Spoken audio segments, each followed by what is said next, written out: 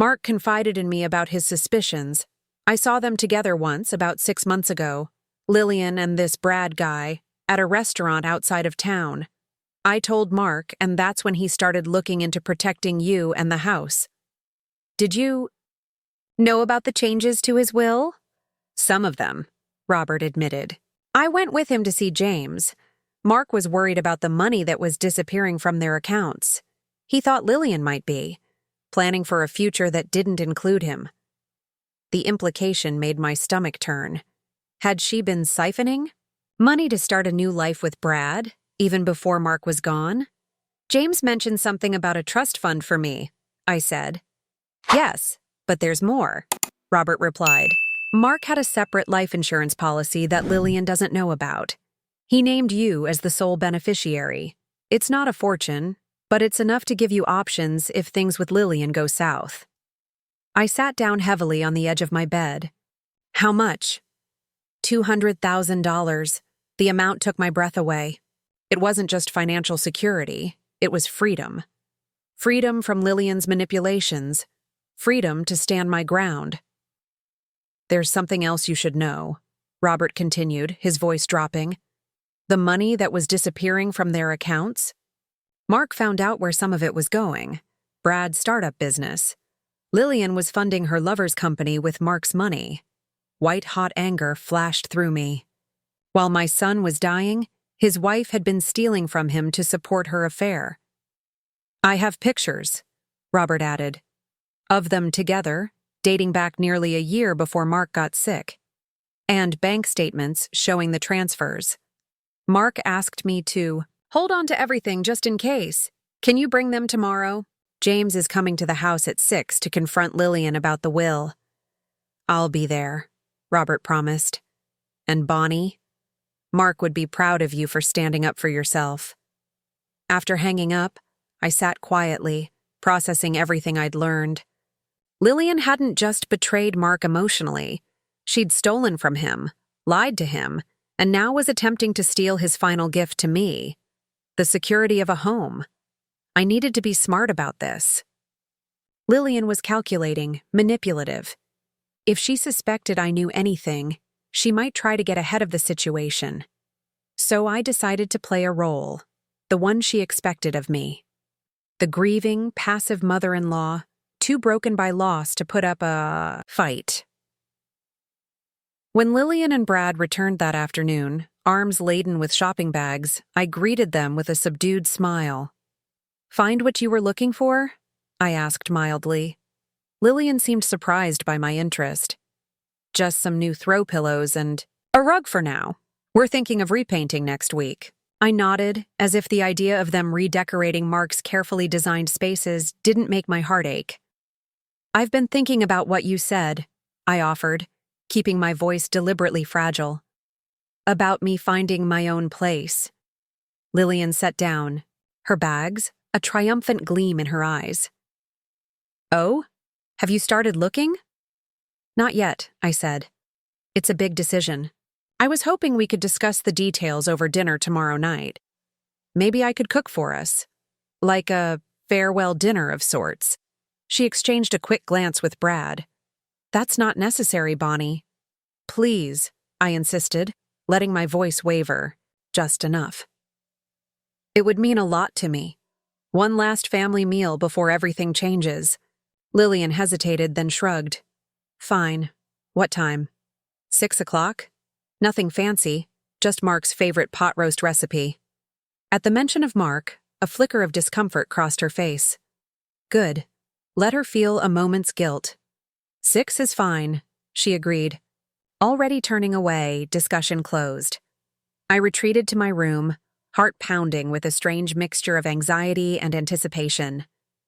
For the rest of the day, I moved around the house like a ghost, speaking little, watching much. I noticed how Lillian and Brad had already begun subtly rearranging furniture, removing Mark's photographs, replacing them with generic art from the shopping bags. That evening, I sat in my room, making notes of everything I'd observed, the missing photos, the discarded mementos, the casual disregard for Mark's memory. I wasn't just fighting for my home anymore. I was fighting to preserve what remained of my son's legacy. The next morning, I rose early and drove to the grocery store, purchasing ingredients for Mark's favorite meal. As I cooked throughout the day, I kept up my appearance of quiet resignation. When Lillian asked if I needed help, I declined with a sad smile. "This is something I need to do," I told her. One last time. By late afternoon, the house was filled with the rich aroma of pot roast, potatoes, and Mark's favorite apple pie baking in the oven. I set the dining table with care, using the good china Mark had inherited from his grandmother. At 5:30, I retreated to my room to change. I chose a simple blue dress, Mark's favorite color, and the pearl earrings he'd given me for my 60th birthday. As I fastened them, I looked at myself in the mirror. The woman staring back wasn't the broken, defeated person who had been sleepwalking through grief for the past month. She was stronger, more determined. At 5:45, I heard a car pull into the driveway, then another. Through my window, I watched James and Robert approach the front door, documents in hand. It was time. Lillian thought she was attending a farewell dinner. Instead, she was about to discover just whose house she was really living in. The doorbell rang at exactly 6 o'clock. I took a deep breath, smoothed my dress, and descended the stairs with a calm I didn't entirely feel.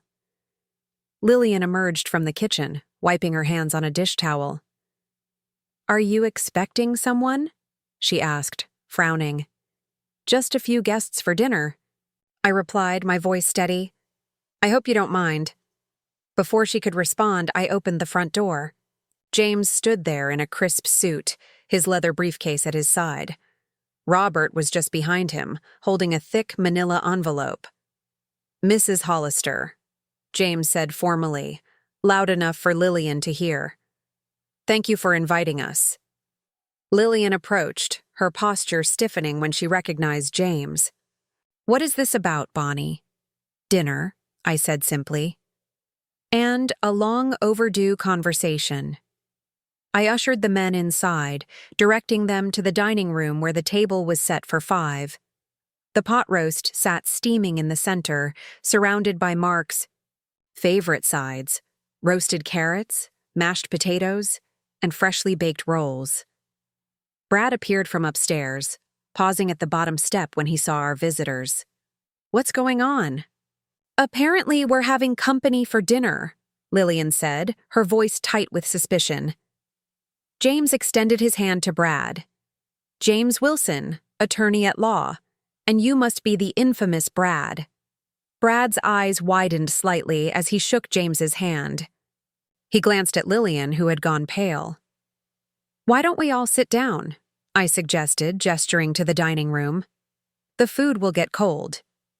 Reluctantly, Lillian and Brad followed us to the table. I took my usual seat at one end, Mark's spot at. The head of the table remained conspicuously empty, as it had since his death. James sat to my right, Robert to my left, while Lillian and Brad took the seats furthest from me. "What kind of conversation requires a lawyer, Bonnie?" Lillian asked, her voice brittle as I began serving the food. I placed a slice of pot roast on her plate. "The kind that involves my son's final wishes." James opened his briefcase and removed a folder. "Mrs. Ellis," he addressed Lillian formally, "I'm here as the executor of Mark Hollister's estate. There are some matters that require immediate attention." Lillian set down her fork. "Mark's will was settled weeks ago. Everything went to me, as his wife." "That's not entirely accurate," James replied, sliding a document across the table. "This is Mark's final will, executed 3 weeks before his death. As you can see, it's quite different from the one you referenced, which, I should note, you failed to properly file with the probate court." Lillian stared at the document, her face draining of color. Brad leaned over to read it, his expression darkening. "This can't be legal," Lillian snapped, pushing the paper away. "Mark wasn't thinking clearly at the end. He was on medication, in pain. He was perfectly lucid." Robert interjected. I was there when he signed it, as was Dr. Matthews, who certified his mental competence. I took a small bite of my food, watching as Lillian's composure began to crumble. As you can see, James continued, the will specifies that while you retain partial ownership of this house, Bonnie is named as co-owner, with explicit lifetime residency rights. Furthermore, a trust has been established to cover her portion. Of all household expenses, Lillian's eyes darted to me. You knew about this? All this time? I only discovered it yesterday, I replied truthfully. After you told me I needed to move out. Brad put his hand on Lillian's arm. This doesn't change anything. We can contest the will, claim undue influence. I wouldn't advise that, Robert said, opening the manila envelope he'd brought. He spread several photographs across the table. They showed Lillian and Brad together, at restaurants, entering a hotel, shopping, all dated months before Mark's diagnosis. Mark knew about your affair, Robert continued, his voice hard. He had me document it just in case. Next came bank statements, highlighted to show transfers from Mark and Lillian's joint account to an unfamiliar business name. Elevate Designs, Robert explained. Brad's startup company, funded with nearly $50,000 of Mark's money. While he was dying, Brad pushed back from the table. This is harassment. We don't have to listen to this. Actually, you do, James replied calmly. Because there's the matter of the life insurance policy.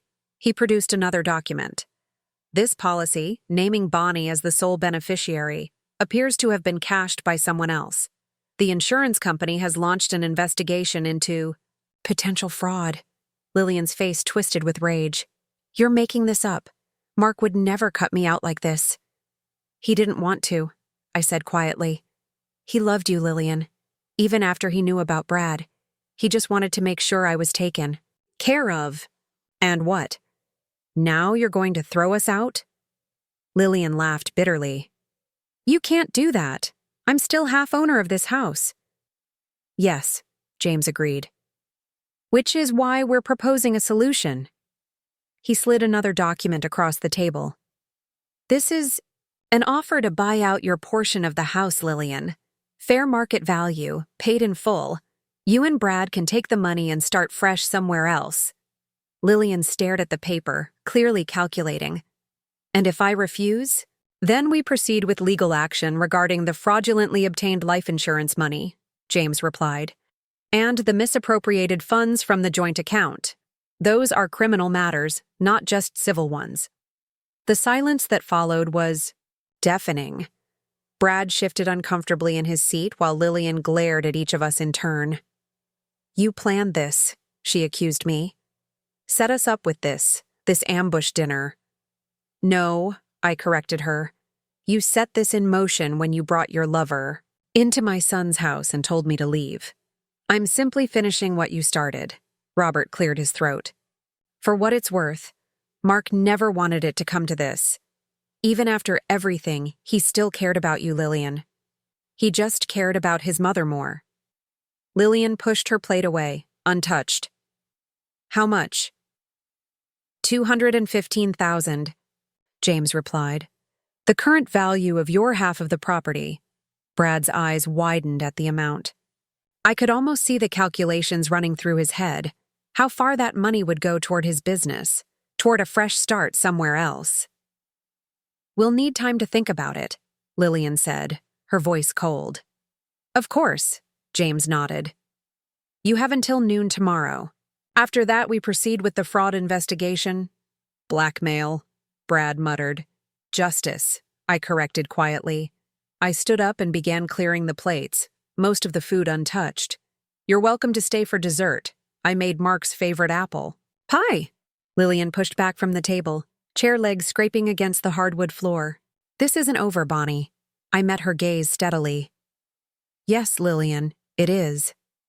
As she stormed upstairs, Brad trailing behind her, I felt no triumph, no vindication, only a profound sense of peace. This house, Mark's final gift to me, would remain. A home, not a battlefield. James squeezed my shoulder gently. You did well, Bonnie. Mark would be proud. Later, after James and Robert had gone, I sat alone in the sunroom Mark had built for me, watching the stars emerge one by one in the darkening sky. Upstairs, I could hear Lillian and Brad arguing in hushed, urgent tones. I knew they would take the money. The alternative, public exposure, potential criminal charges, was too risky, especially for someone like Lillian who valued appearances above all else. Tomorrow, they would leave. And I would begin the slow, gentle process of reclaiming my son's house, not erasing him, as they had tried to do, but honoring him in every corner, every detail, every memory these walls contained. The next morning, I woke to the sound of suitcases being dragged across hardwood floors. I lay still for a moment, listening to the hurried footsteps, the muffled voices, the car doors slamming. When the house finally fell silent, I rose and went to the window. Lillian's sleek silver sedan was gone from the driveway. They had taken the offer. I made my way downstairs slowly, almost cautiously, as if entering a new place. In many ways, it was. For the first time since Mark's death, the house felt like it could be a home again. My home. On the dining room table lay an envelope. Inside was the signed buyout agreement and a terse note in Lillian's handwriting. Keys are on the hook. I've taken only what's mine. Don't contact me again. No goodbye. No acknowledgement of the pain she'd caused. No regret for trying to push me out of my son's house. But I hadn't expected any. Lillian had shown her true character long ago when she betrayed Mark during his final months. I called James to let him know they'd accepted the offer, then wandered through the rooms, taking inventory of what remained and what was gone. Lillian had taken most of the newer furniture, electronics, and kitchen appliances. The spaces felt emptier, but strangely more peaceful. In Mark's old office, a room Lillian had quickly converted to a home gym after his death, the exercise equipment was gone. The bare walls still held the faint outlines where Mark's architectural drawings and family photos had once hung. I stood in the center of that empty room, remembering how Mark would spend hours here, sketching house plans, making phone calls, sometimes just sitting quietly with a cup of coffee, planning his next project. This room, more than any other, held his essence. I'll bring it back, I whispered to the empty space. All of it. Over the next few weeks, I began the process of reclaiming the house, room by room. I retrieved Mark's things from storage, boxes Lillian had quickly packed away after the funeral. His books returned to the shelves, his favorite recliner to the corner of the living room, his collection of handcrafted wooden bowls to the mantel. Robert became a regular visitor, helping me with repairs and bringing items from Mark's workshop at the construction company. Tools Mark had loved, projects he had started but never finished. He was making this for you, Robert said one afternoon, carefully placing a partially completed jewelry box on the kitchen table. For your birthday. He worked on it whenever he had strength, right up until the end. I ran my fingers over the smooth cherry wood, feeling the careful dovetail joints, the lid that still needed its final sanding and finish. Mark's last gift to me, interrupted by death. Could you help me finish it? I asked Robert. He nodded, eyes bright with unshed tears. I'd be honored. Together, we completed the jewelry box and many other projects. Robert taught me basic woodworking skills, and I found unexpected solace in continuing what Mark had started. There was something healing about working with my hands, about creating beauty from raw materials, just as Mark had done. I turned his old office into a workshop of my own, smaller and simpler than his professional space had been, but filled with purpose. On the walls, I hung Mark's architectural drawings, including the original plans for this house. James helped me navigate the legal aftermath, transferring the property entirely into my name, setting up systems to manage the trust Mark had established. The life insurance investigation confirmed that Lillian had indeed attempted to cash the policy meant for me. Rather than pursue criminal charges, we settled for restitution. She would repay the full amount, plus interest, in monthly installments. It's what Mark would have wanted, I told James when he questioned my leniency. Not more conflict, just resolution. As summer turned to fall, I planted a garden in the backyard, something I'd always wanted to do but never had the chance.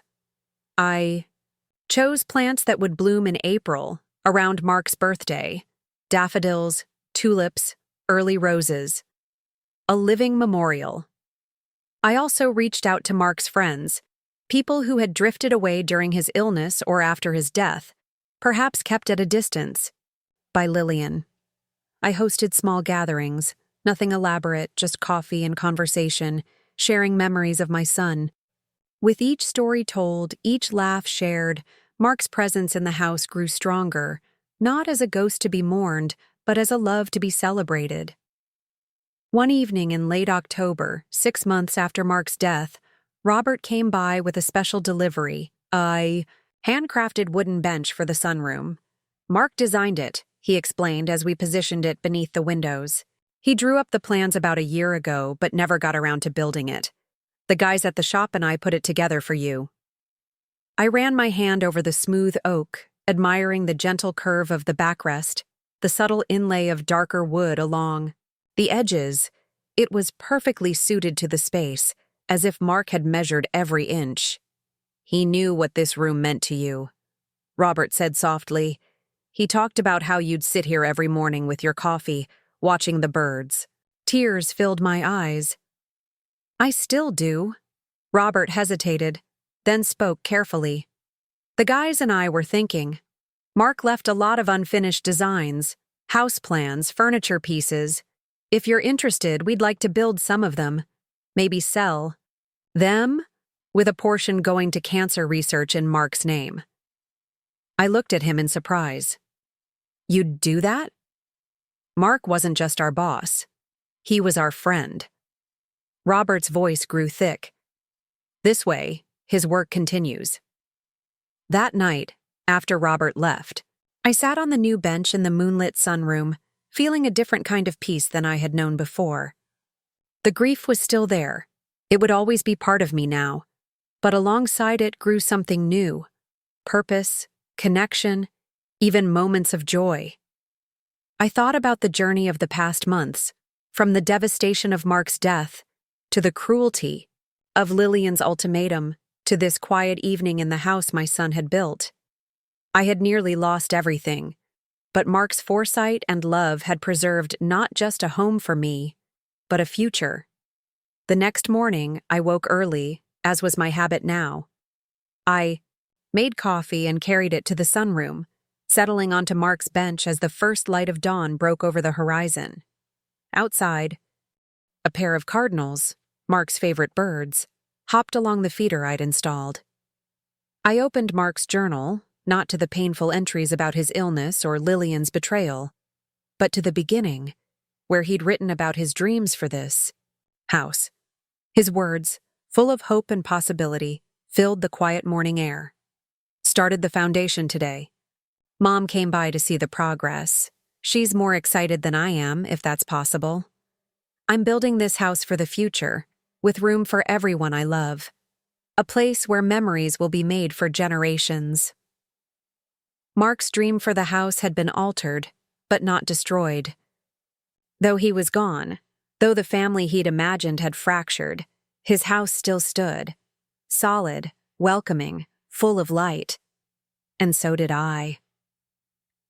As the sun climbed higher, casting long golden rays across the wooden floor Mark had laid with his own hands, I felt my son's presence, not in grief but in gratitude, for the home he'd built, for the mother he'd protected, for the legacy that lived on in every beam and board. In the house that Mark built, I had found not just shelter, but strength. Not just memories, but meaning. Not just an ending, but a new beginning. And that, I knew, was exactly what he would not have wanted. Now I'm curious about you who listened to my story. What would you do if you were in my place? Have you ever been through something similar? Comment below, and meanwhile, I'm leaving on the final screen 2 other stories that are channel favorites, and they will definitely surprise you. Thank you for watching until here. A month after my son's death, my daughter-in-law brought her lover into the house. She told me, "Either you get used to it, or pack your bags and leave." The next day, I made them both beg to leave the house. I'm glad to have you here. Follow my story until the end, and comment the city you're watching from, so I can see how far my story has reached. I never imagined that at 65 years old, I'd be fighting for the home my son built with his own hands. But there I was, 1 month after burying Mark, watching his widow Lillian parade her lover through our front door like I wasn't even there. The first time she brought him home, I was sitting in the kitchen, staring at Mark's coffee mug I couldn't bring myself to put away. I heard unfamiliar laughter, a man's voice, mingling with Lillian's in the entryway. My heart nearly stopped when they walked in. "Brad," she called him. Tall, at least 10 years younger than her, with the kind of smile that never quite reaches. The eyes. "Bonnie, this is Brad," Lillian said casually, as if introducing a colleague from work. "He'll be staying with us for a while." I couldn't speak. My throat closed up as I watched her slip her arm around his waist. The diamond wedding ring my son had saved for 3 years to buy her glinting under the kitchen lights. Mark had only been gone 32 days. 32 days. And she had already replaced him. "I think I'll head upstairs," I managed to whisper, my voice trembling. That night, I cried into Mark's old flannel shirt, still hanging in my closet. I kept it after he moved out and got married, a small piece of my boy I could hold on to. Now it was one of the few things of his I had left. The next morning was even worse. Lillian cornered me in the hallway, her face set in that cold, determined expression I'd come to dread. "Brad isn't just visiting, Bonnie," she said. "He's moving in. Permanently." I must have looked as shocked as I felt, because she sighed dramatically like I was being difficult on purpose. "Mark's been gone a month," she continued. "I'm still young. I have a life to live." "This was Mark's house," I said quietly.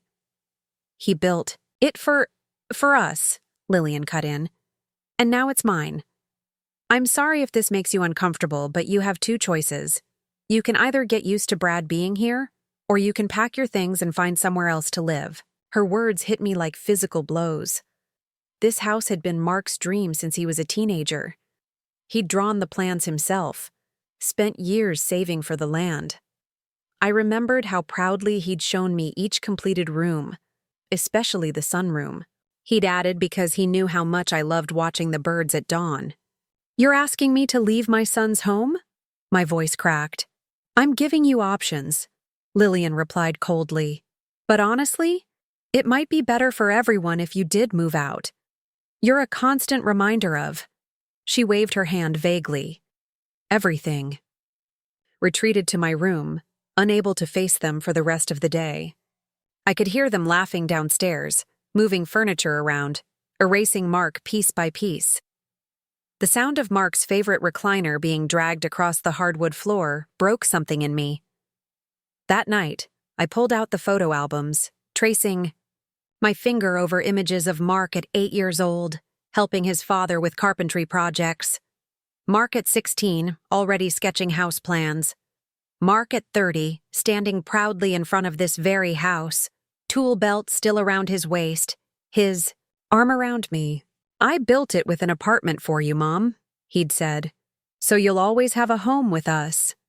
My sweet, thoughtful boy. He'd always taken care of me, especially after his father died. And now Lillian expected me to abandon the last physical connection I had to my son.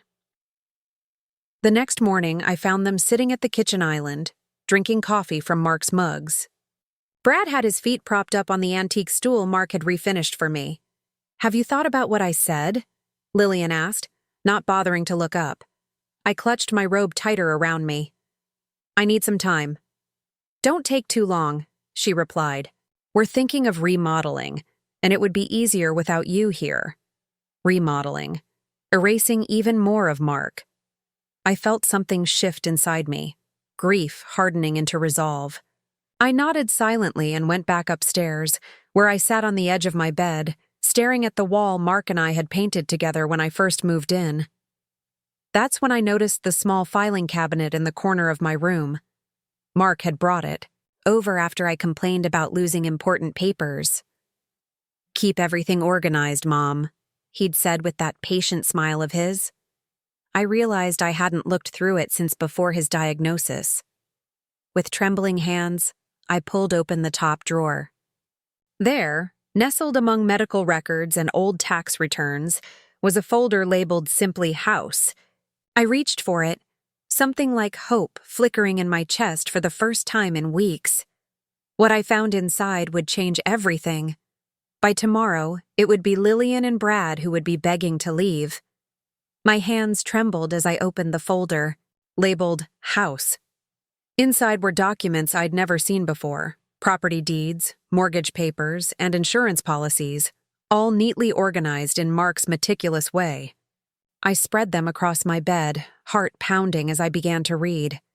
The first document stopped me cold. The deed to the house listed two names as owners: Mark Hollister and Bonnie Hollister. My name, not Lillian's, was on the property title. I sat back, stunned. Mark had made me co-owner of the house. According to the date, he'd done this 3 years ago, right after his father died. There was a handwritten note, paperclipped to the corner. "Mom, just making sure you're always taken care of. Love, Mark." Tears blurred my vision. Even then, he'd been thinking ahead, making sure I would always have a home. I wiped my eyes and continued sorting through the papers. The next document made my breath catch. It was a letter from Mark's doctor, dated 2 months before his death. Second opinion. Confirms original diagnosis. Recommend discussing end-of-life care options and finalizing all personal affairs. Attached to it was a receipt from Wilson and Parkman law offices, dated just 3 weeks before Mark died. Had he changed his will? Made new arrangements? I'd been so consumed by grief, so focused on caring for him in his final days, that I hadn't asked about any legal matters. Lillian had handled everything after the funeral, telling me only what she thought I needed to know.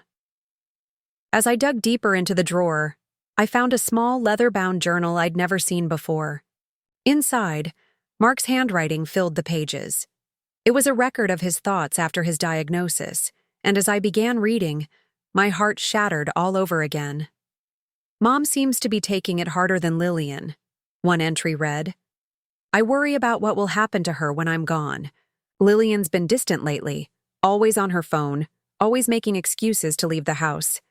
I hate to think it, but something doesn't feel right." I flipped forward several pages, my hands shaking.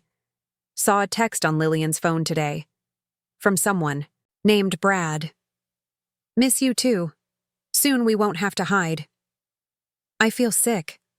I always thought we had time to work through our problems, but now, my grief transformed into a simmering anger. While my son was dying, Lillian had been carrying on an affair. And now she had the audacity to move her lover into Mark's house, our house, and threaten to throw me out. The next entry was dated, just days before Mark became too weak to get out of bed. Met with James at the law office today. Updated my will and made sure Mom's name is on all the right documents. Lillian doesn't know. I hate being suspicious of my own wife, but I need to protect Mom. The house is as much hers as anyone's. She helped me design it, picked out the fixtures, planted every flower in the garden. No matter what happens with Lillian, Mom will always have a home here. I closed the journal, pressing it to my chest. My sweet, perceptive boy had known. He'd suspected Lillian's betrayal and had taken steps to protect me. I suddenly recalled how insistent Lillian had been about handling all the paperwork after Mark died, how she'd brushed aside my questions about the will. "It's all very standard," she'd said.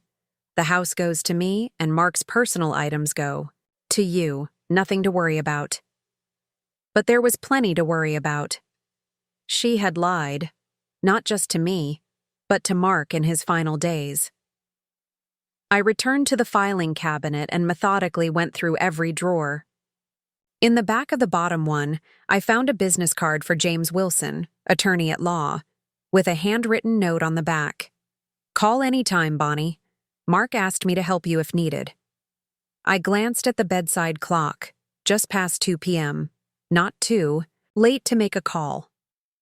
With newfound determination, I picked up my phone and dialed the number on the card. A receptionist answered, and when I explained who I was, her voice softened immediately. "Mrs. Hollister, of course," Mr. Wilson mentioned. "You might call someday. Let me put you through to him right away." After a brief hold, a deep, kind voice came on the line. "Mrs. Hollister? James Wilson here. I've been wondering when I'd hear from you." "Mr. Wilson," I said, my voice steadier than I expected. "I've just found some documents about the house, and I think my daughter-in-law hasn't been entirely truthful with me." There was a pause before he replied. "I was afraid of that. Mark was concerned about the same thing. Would you be able to come to my office tomorrow morning? There's quite a bit we need to discuss." "Yes," I said, glancing toward my bedroom door, beyond which I could hear Lillian and Brad laughing in the living room. "First thing tomorrow." After hanging up, I carefully returned everything to the filing cabinet, except for the deed and Mark's journal, which I tucked securely in my purse. For the first time since Mark's death, I felt something other than crushing grief. I felt purpose. That evening, I joined Lillian and Brad for dinner, something I hadn't done since he arrived. They seemed surprised to see me, exchanging glances as I quietly took a seat at the table. "I've been thinking about what you said," I told Lillian, keeping my voice even. "About me moving out." She set down her fork, looking pleased. "I think it's for the best, Bonnie. You could find a nice little apartment, start fresh." "I'll need some time to get my affairs in order," I said carefully. "Maybe a few days?" "Of course," she replied, failing to hide her relief. "Take whatever time you need. We're not monsters." Brad nodded in agreement, reaching for Lillian's hand across the table. The sight of their intertwined fingers, her still wearing Mark's ring, made me sick to my stomach. "I appreciate that," I said, forcing a small smile. "I think I'll start making some calls tomorrow." As I excused myself from the table, I heard Brad whisper, "That was easier than I thought it would be." Little did they know, tomorrow would be anything but easy for them, because tomorrow they would learn whose house they were really living. Indeed, the next morning, I woke before dawn. I dressed carefully in the navy blue suit I'd worn to Mark's funeral, the only formal outfit I owned. Something about putting it on again felt right, like armor. I slipped out of the house while Lillian and Brad were still asleep. The morning air was crisp as I backed my old Toyota out of the driveway, the folder of documents secure on the passenger seat beside me. James Wilson's office was in a modest brick building downtown. I arrived 15 minutes early, but he was already there, greeting me with a warm handshake that reminded me so much of Mark that my heart ached. "Mrs. Hollister, thank you for coming," he said, ushering me into a comfortable office with walls lined with law books. "Mark spoke of you often." "Please call me Bonnie," I said, settling into the chair across from his desk. "How did you know my son?" James smiled, his eyes crinkling at the corners. "We were college roommates, stayed friends ever since. I was at your house for the 4th of July barbecue last year, though we weren't properly introduced. Mark was busy, showing off his new grill."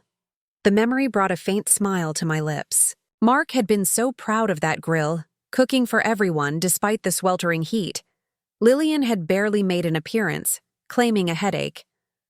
"I didn't realize you were so close," I said. James's expression grew serious. "Close enough that, when Mark received his diagnosis, I was one of the first people he called. He was worried about you, Bonnie. About what would happen after he was gone. I placed my folder on his desk. I found these yesterday. My name is on the deed to the house. Yes? James nodded. Mark put your name on the property 3 years ago. He wanted to ensure you always had a home, no matter what. Did Lillian know about this? James hesitated. No. Mark specifically requested that information be kept between us. He had concerns. About Brad, I said quietly. James's eyebrows rose. You know about him? He's living in our house now, I replied, unable to keep the bitterness from my voice. Lillian moved him in a month after Mark died. Yesterday, she told me I needed to move out. James's face darkened with anger. She has no right to do that. The house is as much yours as it is hers. More so, actually. What do you mean? He opened a drawer and pulled out a thick folder with my son's name on it. Mark came to see me 3 weeks before he passed.